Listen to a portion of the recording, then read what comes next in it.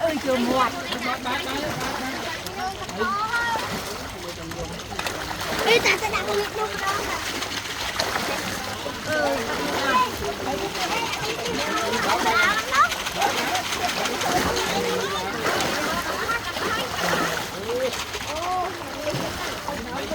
mà con tịch đá nó rồi mà mười màu hai màu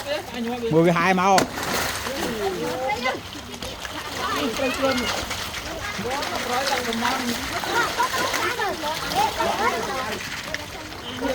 trôi ngay